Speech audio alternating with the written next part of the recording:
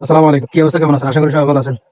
ভাবছিলাম আপনাদের সাথে একটু কথা বলি আহ, নির্বাচন কমিশনকে নিয়ে। যে নির্বাচন কমিশন এই প্রবাসীদের জন্য যে পোস্টাল বিডি অ্যাপটা চালু করছে, আপনি এতগুলা নাটক না করলেও পারতেন।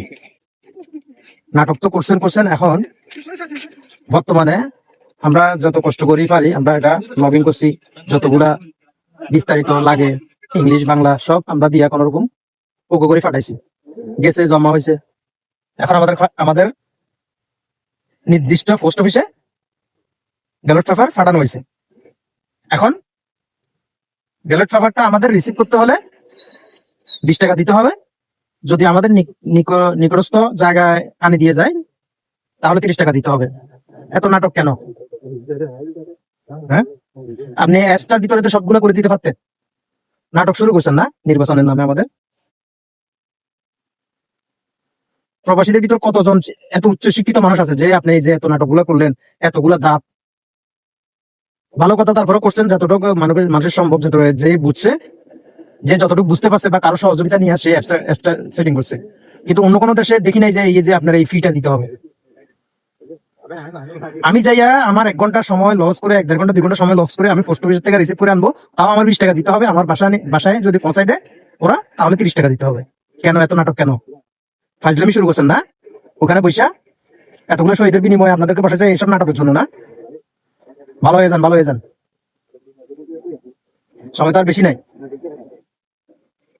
আর সংযুক্ত আরব আমিরাতে যারা আছেন আশেপাশে তাদের দৃষ্টি আকর্ষণ করছি, আর বাংলাদেশ কনসুলেট যেটা আছে আবুধাবিতে তাদের দৃষ্টি আকর্ষণ করছি। আপনারা এটার সমাধান কি? আমি গত 2-3 দিন আগে আমি ফোন করছিলাম বাংলাদেশের নির্বাচন কমিশন অফিসে, হেল্পলাইনে, হটলাইনে। তারা বলতেছে দেখি এটা 2-3 দিনের ভিতরে সমাধান হয়ে যাবে।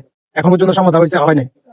আমি আপনাদের কাছে আমার মেসেজ গুলো দিয়ে দেবো, আপনারা দেখিয়েন। আমাকে পোস্ট অফিস থেকে এরা আমার হোয়াটসঅ্যাপে মেসেজ দিছে, কয়েকবার দিছে। যখন টাকা চাইতেছে তখন আমি এটা কোনো অ্যাকসেপ্ট করতেছি না। পরবর্তীতে আমি যখন বলতেছি আমি নিজে যাই রিসিভ করবো, ওই অপশনে চাপ দিছি, তখনও বলতেছে 20 টাকা দিতে হবে। তাহলে এই ফাইজলামি গুলো কেন? আপনার প্রবাসীদের জন্য আপনারা কি করছেন? ওখানে বসে বসে মাল কামাইতেছেন খালি বইয়ে বইয়ে। তো আরব আমিরাতে যারা আছেন, আবুধাবি বা দুবাইতে যারা আছেন, তারা কি সবাইকে আমার মতো বক্তব্য কিনা একটু জানাবেন। আর কেউ যদি সহযোগিতা করতে চান বা এটা কিভাবে সমাধান হয় বা টাকা ছাড়া কিভাবে নেওয়া যায়, আমি একজন ভাবলাম, আমি একজন দিলাম আপনাকে। আমি একজন 20 টাকা দিয়ে গিয়ে 1 ঘন্টা রিসিভ করে আনলাম, বা আমার নিকটস্থ জায়গায়, আমার জায়গায় এরা ফসাই দিল, আমি 30 টাকা রিসিভ করলাম, বা আমি একজনে না নিলাম। এমন এমন লোক আছে তারা 1000-1200 টাকা স্যালারি, 1300-1400 টাকা স্যালারি বা 1500 টাকা স্যালারি, ওখান থেকে ওরা খানা দানা খাইয়া 600-700 টাকা চলে যায়। তাহলে ওই ব্যক্তিটা 20 টাকা যে 30 টাকা খরচ করে যে জিনিসটা রিসিভ করবো, তার তো খারাপ লাগবে, সে তো দিবে না।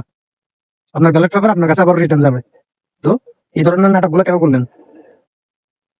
তাড়াতাড়ি এগুলো সমাধান করেন, না হলে আপনাদের ব্যালট পেপার আপনাদের কাছে রিটার্ন চলে যাবে, কেউ ভোট দিবে না। ফাজলামি মারাইতেছেন না? ভালো থাকবেন সবাই, আর ভিডিওটা শেয়ার করে দিবেন সবাই।